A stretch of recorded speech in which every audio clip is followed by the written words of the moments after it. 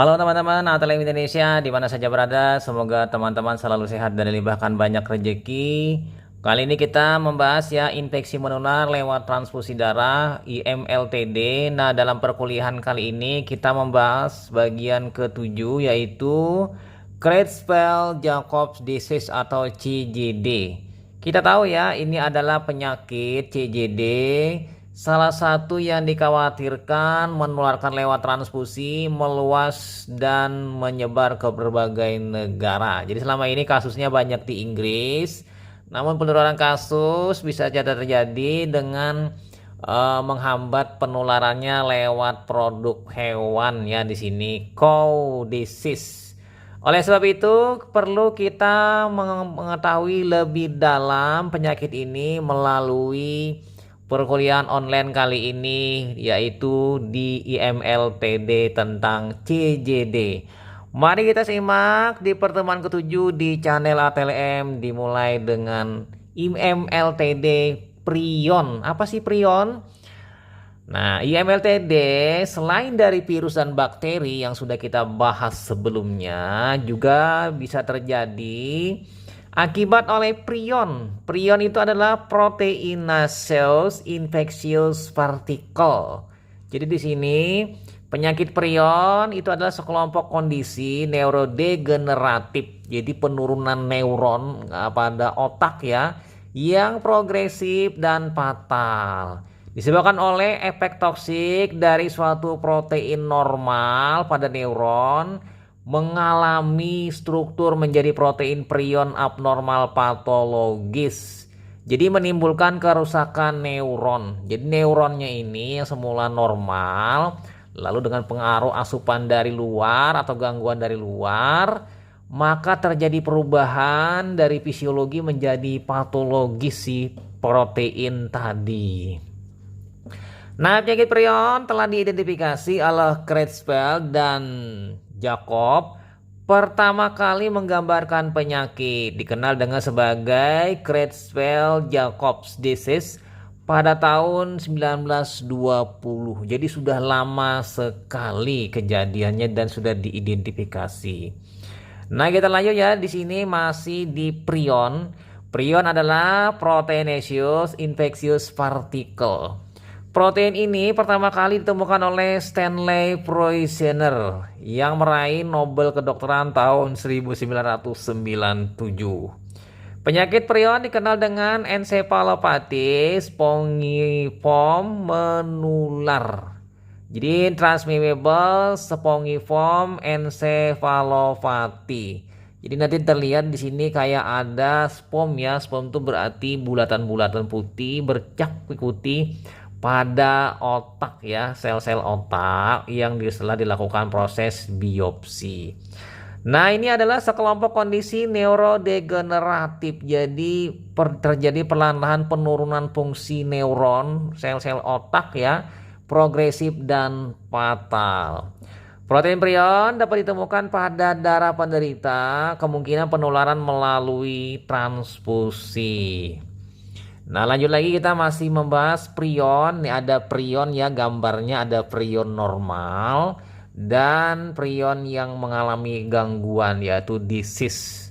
Jadi di situ terlihat perubahannya di situ ya, amino acid in alpha helix, kemudian di situ amino acid in beta helix.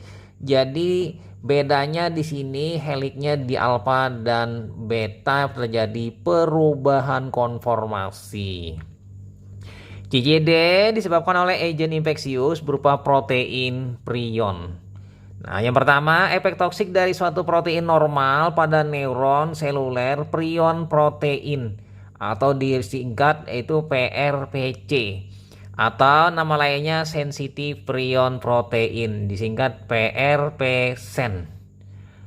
Mengalami perubahan struktur menjadi protein prion abnormal patologis. Jadi yang semulanya normal berubah menjadi patologis, yaitu disebut dengan sekrapi prion protein disingkat PRPSC. Ya, di sini ya, jadi ada dua singkatan, ada PRP-sen, ada PRPSC. Nah, yang abnormal ini adalah PRPSC atau nama lainnya resisten prion protein, disingkat dengan PR-PRES, yang akan menimbulkan kerusakan pada neuron. Nah, kita pindah lanjut ya teman-teman, di sini penyakit prion. Jadi penyakit prion termasuk penyakit infeksi karena dapat ditransmisikan atau ditularkan ke orang lain atau ke spesies lain. Namun penyakit ini unik karena agen infeksi berupa protein prion abnormal atau PR-PRES. Jadi di sini bukan virus ya, bukan bakteri, bukan parasit. Jadi adalah hanya protein yang masuk lalu menyebabkan kerusakan ya pada otak. Tidak memiliki asam nukleat sebagaimana penyebab penyakit infeksi lainnya. Keunikan lain, penyakit prion itu dapat terjadi melalui berbagai cara, yaitu apa? Secara herediter, sporadis, dan infeksi. Jadi nanti bisa diturunkan ya, atau secara sporadis di daerah tertentu dan dari infeksi. Nah, kita pindah lanjut lagi masih di penyakit CJD. Creutzfeldt-Jakob disease ini merupakan penyakit gangguan otak degeneratif yang disebabkan oleh protein otak yang tidak sempurna. Ya, di sinilah masih kembali ya ke sejarahnya. Nama penyakit ini diambil nama neurolog Jerman yaitu Creutzfeldt dan Jakob. Jadi keduanya disingkat CJ, penyakitnya disease. Yang melaporkan pertama kali penyakit ini pada tahun 1920. Pada tahap awal, gejala sering muncul mirip dengan demensia. Jadi mirip kayak orang mengalami penurunan kesadaran atau demensia ini ke arah pikun ya. Sehingga membuat CJD sulit didiagnosis.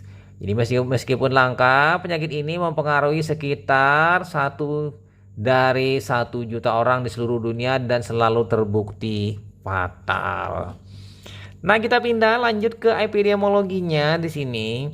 Penyakit prion dapat menginfeksi hampir semua jenis mamalia, baik manusia maupun hewan. Misalnya pada hewan itu misalnya pada kerbau atau cow ya. Nah, penyakit prion utama pada manusia paling sering ditemukan pada CJD. Jadi nanti pada sapi atau kerbau nanti. Terdiri dari klasik CJD, ini yang klasik dan baru ditemukan ada new varian CJD. Jadi diberi simbol varian CJD. Jadi VCJD. Jadi ada klasik, ada yang diberi dengan varian CJD. Apa perbedaan keduanya di sini? Kalau di sini untuk klasik CJD itu meliputi sporadik CJD, familial CJD, di sini kan FCJD dan iatrogenik CJD. Jadi ada 3 ya kalau yang klasik. Kemudian ditambah dengan yang satu yaitu new varian Creutzfeldt-Jakob disease atau NVCJD. Nah, jadi bingung ya. Cuma pada prinsipnya kita membedakannya ada 4 nanti. Klasik 3, new varian 1. Yang klasik sporadik, familial dan iatrogenik, sementara yang satu adalah new varian. Jadi new varian ini khusus terjadi di peternakan Inggris ya, ditemukan 10 tahun setelah mad cow disease. Di sini pada cow ya, pada sapi ya mengalami gangguan seperti sapi gila ya di sini. Lanjut lagi kita masuk epidemiologi. Nah, ini gambar bovine spongiform encephalopathy BSE. Jadi ini singkat dengan BSE nanti ya. Jadi istilah-istilah nanti selanjutnya kalau ada bovine spongiform encephalopathy itu disebut dengan disingkat BSE ya. Jadi di sini nanti kalau disebut BSE ini adalah khusus untuk mad cow disease. Nah, penyakit prion pada hewan dibahas dalam bovine spongiform encephalopathy atau BSE yang lebih populer disebut dengan mad cow disease, penyakit sapi gila. Nah, sejarahnya dulu ditemukan pertama kali oleh para petani Inggris ya, peternak di sini pada tahun 1985 pada beberapa hewan piaraan sulit dikendalikan. Tidak bisa berdiri dan berjalan, tampak ketakutan, berlaku agresif, selalu menendang orang di sekitarnya dan akhirnya kesulitan bernapas dan mati. Maka ini disebut nanti sebagai penyakit sapi gila yang terjadi di peternakan Inggris. Nah, kita masuk ya ke struktur protein prion. Nah, ini pada gambar di sini ada ya, di sini PRPC. PRPC ini dia akan berikatan di permukaan dari apa namanya sel-sel ya. Nah, apabila di sini ada mengalami gangguan perubahan, maka akan menjadi kerusakan nanti. Ini kira-kira seperti asal muasalnya seperti itu. Penyakit CJD disebabkan agen infeksius berupa protein prion, Proteoneous infectious particle. Nah, protein prion normal disebut dengan cellular prion protein PRPC atau sensitive prion PRPC, itu protein prion yang sensitif terhadap degradasi. Degradasinya kerusakan ya oleh enzim proteinase K. Jadi dia di sini sensitif dirusak oleh atau dipecah oleh enzim proteinase K ya. Lanjut kita pindah di sini ya. Untuk selanjutnya di sini kita melihat pada gambar lagi. Di situ ada PRPSC. Lalu dia di situ akan toksik ya sifatnya. Sementara PRPC itu aman yang hijau. Nah, di sini perlu adanya proteksi agar tidak terjadi keracunan atau kerusakan dari akibat masuknya protein yang patologik tadi. Nah, protein prion terdiri dari 2,3,3 asam amino atau AA yang berikatan dengan molekul glikosil fosfatidilin inositol ya, GPI. Pada residu AA230 yang memfasilitasi penempelan PRPC pada membran neuron. Nah, PRPC ini bersifat mudah larut dalam deterjen, dapat dicerna oleh proteinase K dan mempunyai waktu paruh 5 jam. Ini cirinya ya, nanti kita bedakan dengan ciri yang satunya. Jadi dia di sini cirinya pertama tadi larut dalam deterjen, dapat dicerna proteinase K dan mempunyai waktu paruh 5 jam. Nah, fungsi selanjutnya yaitu dari struktur protein prion, fungsi PRPC normal masih belum jelas. Kemungkinan berperan dalam metabolisme tembaga atau kuprum di neuron dan transmisi sinaptik ya di sini. Jadi dia penting juga untuk proses ini. Nah, kemudian kita lihat pada gambar di situ ada ya, ada PRNP dan PRNP yang berubah di situ ya, ada yang bisa menyebabkan interaction atau inhibisi. Nah, yang berbahaya ini adalah inhibisi. Percobaan mencit dengan delesi gen PRNP tidak menunjukkan adanya kelainan berarti, hanya ada gangguan mekanisme sirkadian. Sehingga diduga PRPC merupakan suatu protein redundan. Maksudnya adalah di sini protein yang tidak berfungsi. Nah, lanjut lagi di sini. Pada kegiatan patologis, PRPC dapat mengalami perubahan bentuk menjadi isoformnya. Nah, inilah yang jadi masalah. Tadi mungkin perubahan dari rantai alfanya menjadi beta. Jadi di sini menjadi Scravie atau disease cause prion protein. PRPSC ya, seperti awal tadi yang ciri sebagai bagian yang patologis. Atau namanya resisten prion protein. Nah, resisten ini nanti karena apa? Jadi PRPRS ini karena resisten terhadap degradasi oleh enzim proteinase K. Tadi kan mudah didegradasi, ini tidak bisa. Kemudian ciri kedua dia tidak larut dalam deterjen, sementara yang tadi itu larut ya. Dan tidak larut dalam pemanasan dan waktu paruhnya lebih lama. Tadi waktu paruhnya sebentar aja, dalam beberapa jam, ini lebih lama. Nah, oleh karena sifat tersebut, PRPSC akan terakumulasi di neuron dan dalam jangka panjang hingga menimbulkan kerusakan neuron karena waktu paruhnya lebih lama dan terjadi penumpukan. Jadi beda ya, yang tadi 5 jam waktu paruhnya, ini lebih lama. Nah, lanjut kita masuk ke struktur protein prion. Ini pada gambar di situ terlihat di situ ya, prionnya yang berwarna coklat dan hijau. Nah, yang hijau itu yang fisiologis, sementara yang coklat itu adalah yang patologis. Penyakit prion itu dikaitkan dengan akumulasi PRPSC yang identik dari segi komposisi asam aminonya berbeda dalam susunan 3 dimensionalnya dari tadi di alfa dan betanya. Jadi di sini ingat ya, di sini akumulasi PRPSC ya di sini yang menyebabkan gangguan.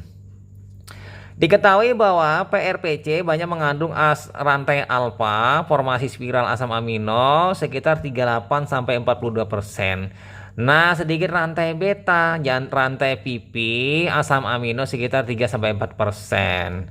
Nah, kebalikannya di sini, sedangkan PRPSC mengandung lebih sedikit rantai alfa, 19 sampai 30%, dan lebih banyak rantai beta, 38 sampai 48%.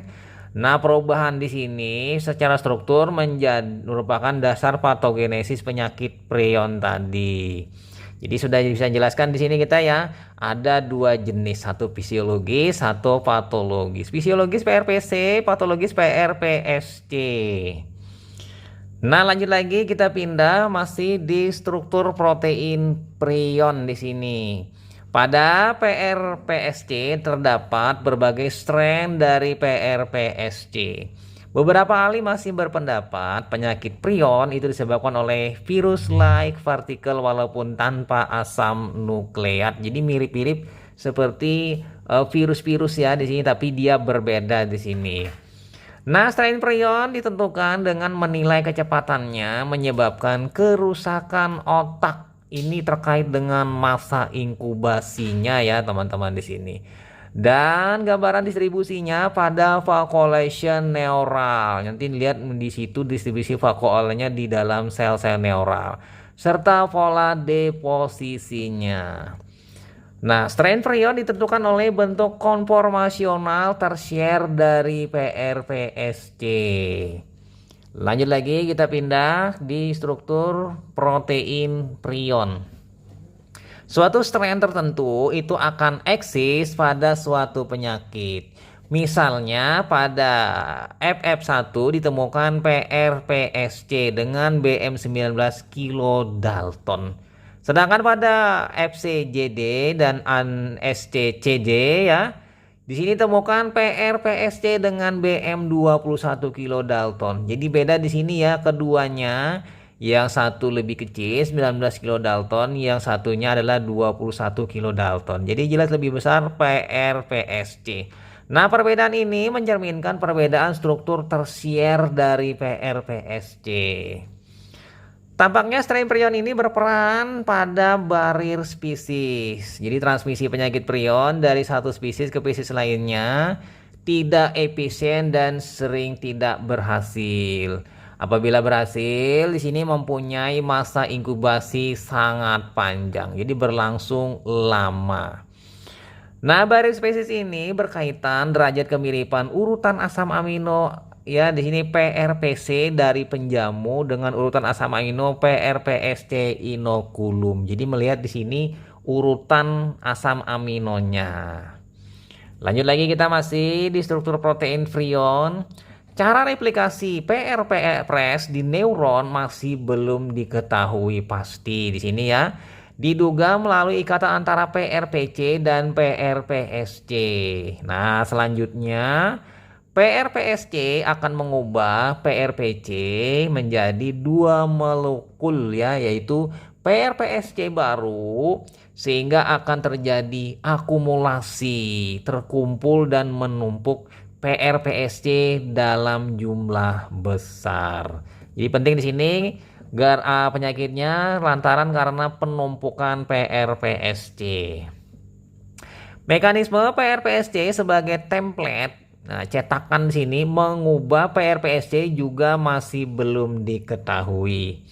Mekanisme pembentukan PRPSC pada penyakit prion herediter bawaan adalah mutan ya. Jadi mutasi PRPC bersifat tidak stabil dan dapat berubah secara spontan menjadi PRPRS. Nah, kita pindah dari struktur protein prion ke cara penularan. Yang pertama adalah sporadic Creutzfeldt-Jakob disease atau SCJD. Nah, kita lihat masing-masing uraiannya. Sporadik klasik SCJD Bentuk paling sering ditemukan dari Creutzfeldt-Jakob disease atau CJD, dan sekitar 85-95% dari seluruh kasus di dunia. Di Inggris dilaporkan 50 kasus setiap tahunnya. Jadi paling banyak terjadi kasusnya di Inggris. Onset penyakit bervariasi usia 16 sampai 82. Jadi panjang ya, dari usia masih remaja sampai usia sudah tua ya, usia 82 tahun. Sangat jarang terjadi usia di bawah 30 tahun atau di atas 80 tahun, rata usia 68 tahun. Nah, penyakit ini lebih singkat daripada bentuk yang lainnya dan terutama menyerang orang dewasa berusia lebih dari 50 tahun. Jadi sesuai dengan penurunan sudah, karena biasanya kalau sudah 50 tahun ini penurunan dari fungsi tubuh. Maka juga terjadi nanti degeneratif pada organ neuron. Lanjut kita pindah ke penularan masih di sini yang masih sporadik Creutzfeldt-Jakob disease. Creutzfeldt-Jakob disease secara sporadik itu tidak diketahui penyebabnya ya di sini. Kemudian lagi diduga mulai dari protein prion di suatu tempat di otak secara spontan salah melipat gandakan, jadi memicu efek domino yang melipat gandakan protein prion di seluruh otak. Jadi terikut juga ya. Lalu variasi genetik pada gen protein prion dapat mempengaruhi risiko misfolding. Jadi melipat-lipatnya spontan terjadi di sini. Nah, kita pindah masih di cara penularan di sporadik Creutzfeldt-Jakob disease atau SCJD. Di sini pada SCJD tidak ditemukan riwayat keluarga menderita penyakit ini. Tidak ada riwayat terpapar dengan protein prion atau konsumsi daging tercemar BSE. Jadi ini memang murni terjadi secara sporadik, tidak ada hubungannya dengan riwayat keluarga atau terkonsumsi daging sapi yang tercemar BSE. Penyakit ini mungkin disebabkan oleh mutasi genetik spontan pada gen PRNP atau konversi spontan PRPC menjadi PRPSC. Jadi di sini dia melakukan proses perubahan dari PRPSC yang normal menjadi patologis PRPSC. Masih di penularan, di sini kita pindah ke yang kedua, iatrogenic Creutzfeldt-Jakob disease atau disingkat dengan I kecil ya, ICJD. Nah, ini penularan yang kedua di sini karena iatrogenik atau diperoleh. Berarti penyakit ini diperoleh melalui prosedur medis ya, seperti pada gambar. Itu terkontaminasi dari operasi otak atau transplantasi kornea atau cangkokan dura mater, membran yang menutup otak dan sumsum tulang. Jadi kasus iatrogenik persentasenya kecil, itu kebetulan karena terkontaminasi atau diperoleh dari proses bedah pada otak. Nah, kita pindah yang nomor 3 yaitu familial Creutzfeldt-Jakob disease. Ini berarti keturunan karena masuk dalam famili. Jadi penyakit Creutzfeldt-Jakob disease diturunkan familial disebabkan adanya mutasi genetik. Nah, CJ diturunkan menyumbang kurang dari 15% dari semua kasus Creutzfeldt-Jakob disease. Berarti ini nomor 2 ya. Lanjut lagi di sini teman-teman. Jadi CCD family disebabkan oleh variasi dalam gen protein prion yang menyebabkan seseorang dapat menderita Creutzfeldt-Jakob disease. Di sini karena perubahan secara famili, variasi dalam gen protein prionnya. Nah, lanjut lagi. Para peneliti telah mengidentifikasi lebih dari 50 mutasi protein. Jadi lumayan cukup banyak di sini ya, 50 yang mengalami mutasi. Jadi penting di sini ya pada familial ini. Nah, lanjut lagi teman-teman, di sini ini adalah kira-kira contoh gambarnya di sini ya. Jadi familial Creutzfeldt-Jakob disease di sini perlu dilakukan yang namanya tes genetik Jadi dapat menentukan apakah anggota keluarga yang berisiko telah mewarisi mutasi penyebab CJD. Seperti pada gambar di sini. Maka yang ada di situ yang akan terlihat itu adalah yang affected itu adalah yang warna biru. Sementara unaffected child-nya itu yang berwarna oranye. Nah, yang selanjutnya adalah perlunya konseling genetik profesional sebelum dan sesudah tes genetik untuk CJD diturunkan. Jadi ini yang terkait dengan familial. Nah, selanjutnya kita pindah yang nomor 4, varian Creutzfeldt-Jakob disease atau VCJD. Nah, ini penularannya dari makan daging ternak ya. Ini adalah yang varian yang keempat yang sebelumnya tadi, yang new varian di sini ya. Varian Creutzfeldt-Jakob disease atau VCD ini didapat dari makan daging sapi tercemar dengan bovine spongiform encephalopathy atau BSE ya, yang di awal-awal tadi kita bahas. Varian Creutzfeldt-Jakob disease dikenal sebagai penyakit sapi gila di sini. Sebagian besar di sini kasusnya PCJD telah terjadi di Inggris dan paling banyak terjadi di Inggris. Sementara negara-negara lain tidak begitu banyak, mungkin di negara lain adalah Jerman.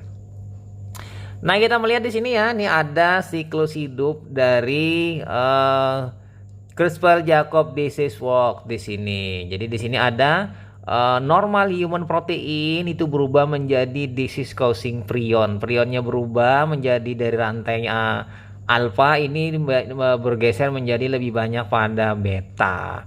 Dan di situ pada biopsi dari jaringan otak diambil itu ada spong-like lesion. Jadi ada bercak-bercak putih setelah dilakukan proses pewarnaan secara patologi di laboratorium.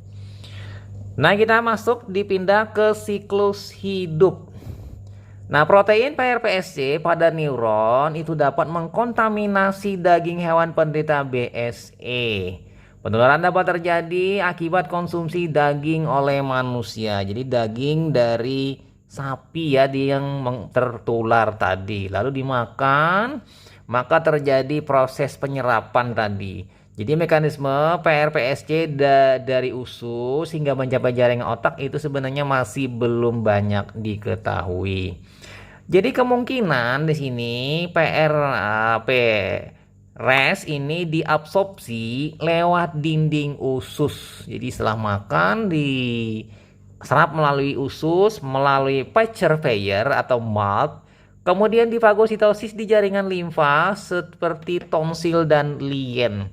Jadi di sini lalu mencapai jaringan saraf pusat secara ascending melalui akson. Nah, masih kita di siklus hidup di sini. Cara replikasi PRPS di neuron masih belum diketahui pasti. Diduga melalui pembentukan ikatan antara PRPC dan PRPSC. Selanjutnya, PRPSC akan mengubah PRPC itu menjadi 2 molekul PRPSC baru. Jadi mengubah ya, sehingga akan terjadi akumulasi PRPSC dalam jumlah besar. Nah, akumulasi inilah yang berbahaya bagi tubuh. Mekanisme PRPSC sebagai template itu mengubah PRPSC juga masih belum diketahui secara pasti. Jadi masih dalam tahap penelitian. Mekanisme pembentukan PRPSC pada penyakit prion herediter adalah mutan PRPC yang bersifat tidak stabil dan dapat berubah secara spontan menjadi PRPS. Ini kalau secara herediter. Nah, oleh karena itu penelitian mengenai Creutzfeldt-Jakob disease terus dilakukan untuk menemukan tes dan pengobatan lebih baik untuk infeksi ini. Jadi untuk uji saringnya, uji laboratoriumnya, dan uji yang lainnya itu masih dikembangkan bersamaan dengan pengobatannya yang mungkin yang bagaimana. Nah, ini akan menjadi hal tantangan di masa depan. Nah, kita pindah ke manifestasi klinis. Manifestasi klinis kita mulai dulu dengan yang sporadik Creutzfeldt-Jakob disease (SCJD). Nah, di sini diagnosis SCJD ditegakkan dengan anamnesa. Jadi anamnesa ini mengumpulkan dengan melakukan wawancara pada pasien. Jadi apa saja keluhan-keluhannya dan lain-lain, dan juga gejala klinis ditambah dengan pemeriksaan penunjang. Ya, di sini pemeriksaan penunjang misalnya dari laboratorium, dari radiologi nanti. Ditambah nanti EEG ya di sini. Jadi yang 3 item ini penting sekali untuk membantu menegakkan diagnosis.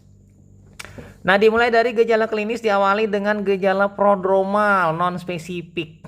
Apa saja di sini? Ansitas, gangguan tidur, penurunan berat badan, kelemahan umum, dan nyeri kepala. Nah, dalam beberapa hari atau minggu terjadi demensia yang memburuk. Dengan cepat itu berupa pertama kehilangan memori ya terjadi si pasiennya. Delirium bisa saja terjadi dan gangguan perilaku. Dan gangguan pengambilan keputusan, gangguan fungsi intelektual. Jadi penurunan daya ingat dan daya konsentrasi serta yang lainnya terkait dengan fungsi otak. Jadi hampir mirip ya dengan orang demensia. Nah, lanjut lagi kita di manifestasi klinisnya di sini dari sporadic Creutzfeldt-Jakob disease. Yang pertama adalah lagi ataksia cerebral dan mioklonus. Sering ditemukan bersama dengan demensia di sini. Jadi bergemetar-gemetar di sini pasiennya ya. Nah, gejala-gejalanya, gejala lain adalah gangguan penglihatan dengan diplodia. Jadi tidak fokus, halusinasi, kemudian sulit berkoordinasi, muscle twitching, ya, tremor, gangguan bicara dan mengantuk. Jadi mengalami gangguan akibat dari susunan saraf pusat yang terganggu, maka ke saraf tepi juga terganggu di sini. Cerebral palsy ya nanti. Sementara gejala lain disfungsi ekstrapiramidal seperti rigiditas, mask-like face, gerakan-gerakan koreotetoid, serta tanda-tanda piramidal yang biasanya ringan, kejang, hiperestesia, dan atrofi optik. Jadi penglihatan yang mengalami atrofi. Nah, lanjut lagi kita pindah ke manifestasi klinis yang sporadic Creutzfeldt-Jakob disease. Ya, kemudian yaitu mioklonus. Itu mengalami otot tersentak. Jadi terkejut ya. Terdapat pada 90 kasus SCJD. Nah, mioklonus pada penyakit SCJD ini tetap terjadi selama pasiennya tidur. Jadi di dalam kondisi tidur dia mungkin ada beberapa gerakan tersentak ya. Ini adalah mioklonus. Mioklonus ini dicetuskan oleh suara keras. Jadi ada suara keras langsung dia terkejut. Atau cahaya sangat terang. Jika juga mengalami terkejut jadi tersentak ototnya untuk bergerak. Gejala khas CSCJD lainnya di sini demensia progresif cepat disertai ataksia dan mioklonus tanpa demam. Nah, masih kita di sporadic Creutzfeldt-Jakob disease. Di sini perlunya penunjang medik, yaitu pemeriksaannya adalah pemeriksaan laboratorium hematologi, leukosit, hitung jenis leukosit dan kecepatan laju endap darah LED biasanya normal. Jadi tidak ada gangguan secara laboratorium. Namun dengan bantuan pemeriksaan CT scan itu biasanya menunjukkan hasil yang normal juga. Akan tetapi kadang-kadang dapat menunjukkan gambaran atrofi kortikal. Jadi mengecil ya atrofi di kortikal. Kemudian pemeriksaan MRI di sini sering ditemukan peningkatan intensitas di daerah nukleus caudatus dan puntamen di sini. Lalu namun tanda ini tidak spesifik dan sensitif. Jadi tidak bisa juga menjadi patokan untuk diagnosis penunjang diagnosis sporadik Creutzfeldt-Jakob disease. Nah, lanjut lagi di sini ya untuk tambahan lain yaitu dengan elektroencephalograph atau EEG. Jadi pemeriksaan elektroencephalografi pada awal fase biasanya normal atau hanya menunjukkan aktivitas gelombang theta yang tersebar. Namun nanti pada tahap lanjut dapat ditemukan voltase tinggi, repetitif dan keluarnya gelombang polifasik yang tajam, periodik, 12 Hz. Gambar ini tidak ditemukan VCJD. Jadi di situ ya. Kemudian kita pindah lagi masih di penunjang medik di sini dari manifestasi klinis di sini. Jadi SCJD dengan pemeriksaan cairan cerebrospinal. Jadi pemeriksaan cairan otak ya di sini diperiksa. Biasanya dengan pemeriksaan rutin. Nah, kemudian dilakukan pemeriksaan dengan aseluler dengan jumlah glukosa. Di sini biasanya ya aseluler itu tidak ada selnya. Jumlah glukosa dan proteinnya normal, tidak ada gangguan. Pada SCJD dapat ditemukan protein 14 sampai 1433 ya di sini dengan metode Western blot di sini. Di mana protein ini menunjukkan adanya cedera sel neuron bila menggunakan analisa dengan jejak bercak menggunakan Western blot. Nah, pemeriksaan ini memiliki spesifisitas 95% dan sensitivitas 48 sampai 85%. Nah, masih kita ya membahas di manifestasi klinis sporadic Creutzfeldt-Jakob disease di sini. Nah, terjadi peningkatan protein ini tadi ya kurang bermanfaat untuk NPCJD. Jadi saat ini sedang dikembangkan pemeriksaan protein S100 serum dan cairan spinal yang memiliki sensitivitas 78% dan spesifisitas 81%. Jadi lumayan ya, sudah bagus di sini. Dapat ditemukan peningkatan enzim neuron spesifik enolase pada cairan cerebrospinal. Lanjut lagi di sini ya, kita pindah ke manifestasi klinis. Di situ gambar ada degenerasi spongiform. Nah, di sini pada biopsi otak postmortem ya merupakan pemeriksaan yang paling spesifik untuk SCJD. Kasus SCJD kebanyakan tidak ditemukan kelainan pada jaringan otak secara makroskopik. Nah, kemudian berbagai derajat atrofi cerebral dapat ditemukan pada beberapa penderita yang bertahan hidup bertahun-tahun. Jadi penting di sini melihat adanya atrofi ya, pengecilan. Nah, gambaran patologis khas SCJD di sini ada degeneratif spongiform dan astrogliosis. Jadi pada gambar sudah jelas itu ada bercak putih-putih pada biopsi tadi. Nah, masih di sporadic Creutzfeldt-Jakob disease SCJD, lagi lanjut di sini. Jadi degenerasi spongiform maksudnya di sini adalah ditandai oleh banyaknya vakuola berukuran 1 sampai 5 mikrometer pada neutropil di antara badan sel neuron ya, sesuai dengan gambar ini ya, ada gambar sel neuron di situ ya. Nah, lanjut di sini degenerasi spongiform ini terjadi pada korteks cerebral, putamen, nucleus caudatus, thalamus dan cerebellum ya di sini pada bagian-bagian otaknya di sana termasuk cerebellum. Astrogliosis ini tidak hanya ditemukan pada SCJD namun hampir setiap kasus SCJD. Nah, proliferasi jaringan fibrous asteroid ditemukan pada daerah abu-abu dari jaringan otak terkena SCJD. Lalu di situ ada plak amiloid juga dapat ditemukan pada 10% kasus SCJD. Jadi cukup panjang di sini ya untuk manifestasi klinis dari sporadic Creutzfeldt-Jakob disease. Sampai-sampai sulit juga ya untuk melafalnya. Nah, lanjut lagi teman-teman di sini ya, tetap semangat ya. Dapat dilakukan pemeriksaan Western blot jaringan otak untuk mendeteksi protein prion yang resisten protease. Jadi dengan bantuan Western blot ya, jejaknya bisa terlihat nanti di bercak Western blot. Apabila tidak ditemukan protein prion dalam pemeriksaan, maka tidak menyingkirkan diagnosis CJD. Dikarenakan protein ini tidak terdistribusi secara merata di seluruh sistem saraf pusat. Jadi pada biopsi jaringan limforetikular seperti tonsil dapat ditemukan protein prion ini. Jadi nanti dari jaringan limforetikuler dari tonsil itu bisa ditemukan.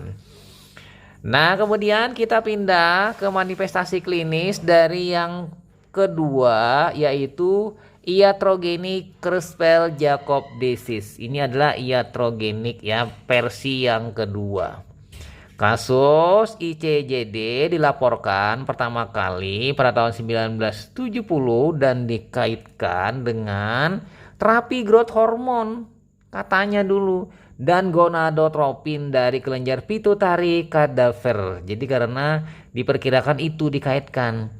Lalu di sini usia penderita berkisar antara 10 sampai 14 tahun. Dan masa inkubasi penyakit ini berkisar sekitar 4 sampai 30 tahun. Jadi rentangnya lumayan cukup lebar ya. Nah, penyakit ICJD ini jarang terjadi dengan angka insiden kurang dari 1% dari seluruh kasus CJD. Jadi ini paling terkecil kasusnya di antara kasus yang lain karena kecil 1% saja atau di bawahnya. Nah, masih di iatrogenic Creutzfeldt-Jakob disease di sini. Penularan ICJD pada manusia dapat terjadi lewat pertama transplantasi kornea. Ini pada mata ya ditransplantasikan. Kemudian transplantasi hepar, kemudian penggunaan elektrode ensefalograf yang terkontaminasi dan prosedur bedah saraf. Jadi dari hal-hal ini akan menular dan masuk ke dalam sistem saraf pada otak. Lebih dari 70 kasus ICJD terjadi sesudah transplantasi dura mater. Jadi kasusnya adalah kasus didapat di sini. Banyaknya titer inokulum dan tempat inokulum menentukan waktu inkubasi dari penyakit ini. Nah, masih di iatrogenic Creutzfeldt-Jakob disease. Kontaminasi intraserebral langsung mempunyai waktu inkubasi 16 sampai 28 bulan. Jadi cukup lama ya. Sekitar 1 tahun lebih sampai 2 tahun lebih. Graf dura mater inkubasinya 18 bulan sampai dengan 18 tahun. Bertahun-tahun ya, panjang. Dan injeksi hormon pituitari subkutan memiliki masa inkubasi 5 sampai 30 tahun. Panjang juga ya di sini ya. Nah, gejala ICJD mirip dengan gejala yang gangguannya di sini koordinasi dan gejala ekstrapiramidal. Sedangkan demensia hanya minimal ya dari absen pada stadium awal. Jadi bahkan dari sini minimal ya karena absen tidak hadirnya pada stadium awal. Nah, lanjut ya di sini manifestasi klinis dari iatrogenic Creutzfeldt-Jakob disease CCD di sini. Diagnosis ICJD ditegakkan dengan adanya riwayat transplantasi organ atau bedah saraf atau riwayat penyuntikan growth hormone dari kadaver di masa lalu disertai gejala klinis neurologi mirip kuru. Jadi di sini dikumpulkan keterangan-keterangan dari pasien apa saja yang telah dilakukan terhadap hal-hal yang menyebabkan terjadinya iatrogenic Creutzfeldt-Jakob disease. Nah, diagnosis pasti ICJD dengan biopsi otak. Jadi otak dilakukan proses biopsi untuk mengambil jaringannya untuk dilakukan proses secara patologi. Nah, lanjut lagi di sini manifestasi klinis yang selanjutnya nomor 3 yaitu familial Creutzfeldt-Jakob disease. Jadi istilah-istilahnya di sini enak sekali dan mudah sekali dihafal karena sama-sama saja dan membedakan cuma di bagian muka. Kalau ini familial berarti FCJD. Nah, FCJD sangat jarang terjadi dan bersifat genetik. Sebanyak 24 keluarga di Inggris telah dilaporkan terkena penyakit yang diturunkan secara autosom dominan. Penyakit FCJD mempunyai minimal 1 mutasi gen PRNP di sini. Jadi di sini tidak banyak ya terjadi, jadi terjadi hanya sedikit saja dan ini terfokus juga ada di Inggris.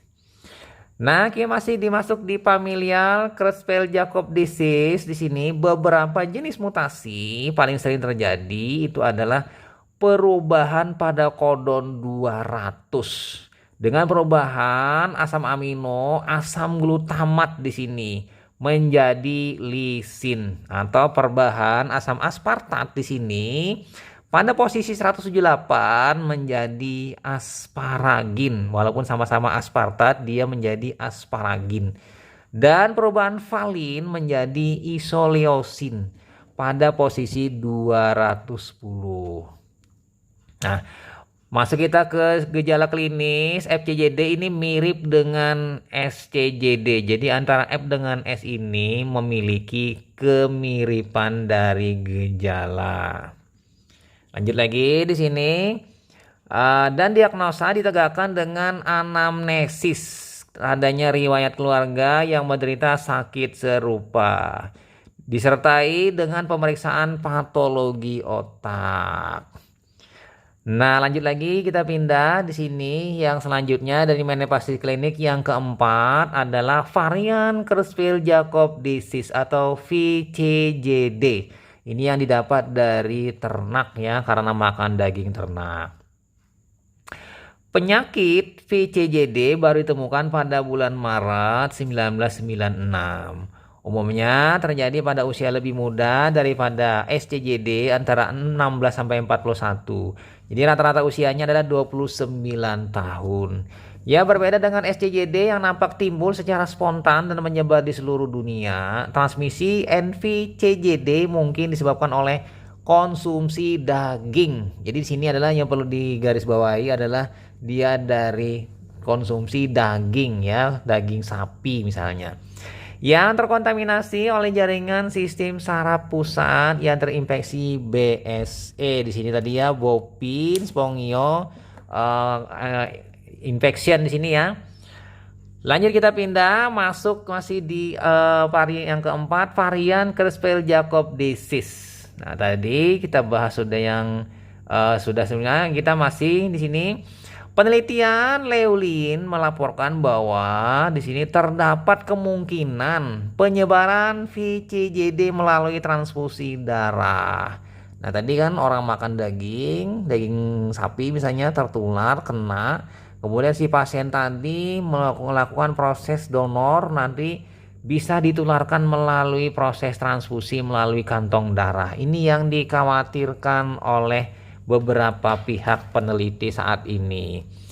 Nah, hasil penelitian 48 orang teridentifikasi menerima transfusi darah dari 15 donor menderita PCJD, menunjukkan satu orang mengalami gejala PCJD 6,5 tahun sesudah menerima transfusi. Jadi hari ini dapat transfusi, 6 tahun kemudian dia mengalami gejala PCJD. Jadi di sini sesudah menerima transfusi dari seseorang mendonorkan darahnya 3,5 tahun sebelum mengalami gejala PCJD. Jadi di sini dia berpotensi dan dikhawatirkan menularkan antar ke yang lainnya si penderita tadi. Nah, masih di manifestasi klinis di VCJD. Adanya kemungkinan penularan VCJD melalui transfusi darah ya, di sini transfusi darah menimbulkan ketakutan wabah PCJD. Panik ya, jadi akhirnya di sini saat ini belum dapat ditemukan tes penyaring penyakit prion pada produk darah yang dibuat. Nah, jumlah penderita PCJD sampai saat ini terbanyak di Inggris dan hanya kasus sporadik Creutzfeldt-Jakob disease di beberapa negara Eropa lain seperti Prancis. Nah, data terakhir menunjukkan bahwa penurunan jumlah kasus baru PCJD di Inggris ini karena adanya aksi kewaspadaan dan pengawasan ketat ya. Penyakit BSE pada daging sapi. Jadi sapi gila ya diawasi dengan baik, maka akan terjadi penurunan kasus PCJD ini. Nah, lanjut lagi ya, masih semangat teman-teman di sini. Sebagian besar kasus PCJD didahului ya di sini gejala psikiatrik seperti depresi dan skizofrenia like psikosis. Kemudian diikuti gejala neurologi seperti gangguan keseimbangan, gerakan involunter, dan pada saat menjelang ajalnya meninggal ini biasanya pasien imobil, jadi tidak bergerak dan mutisme di sini. Gara gangguan di neurologisnya. Nah, perbedaan gejala klinis antara SCJD dan VCJD, yang S ini yang klasiknya, VCJD ini yang new-nya. Pada VCJD, gejala awal utama adalah gejala psikiatrik seperti gangguan afektif, misalnya disforia, iritabilitas, ansietas, apatis, insomnia, depresi, dan gangguan fungsi sosial. Nah, lanjut lagi. Pada awal menderita PCJD sering dirujuk ke psikiater. Nah, pada PCJD ini bedanya sering disertai gangguan sensorik seperti nyeri, parestesia, disestesia pada wajah, tangan, dan kaki. Nah, meleokonus dan demensia ini merupakan gejala awal utama ya pada kondisi ini. Jadi pada SCJD biasanya baru ditemukan pada fase lanjut, tapi kalau di varian ini di awal jangan gejala utama. Nah, pada PCJD keterlibatan cerebellum ditemukan pada hampir semua kasus. Nah, ada di sini sedikit teman-teman melihat di sini ya, pada area lingkaran berwarna biru dan merah. Itu adalah gambaran patologis itu bila melakukan biopsi khas dari PCJD.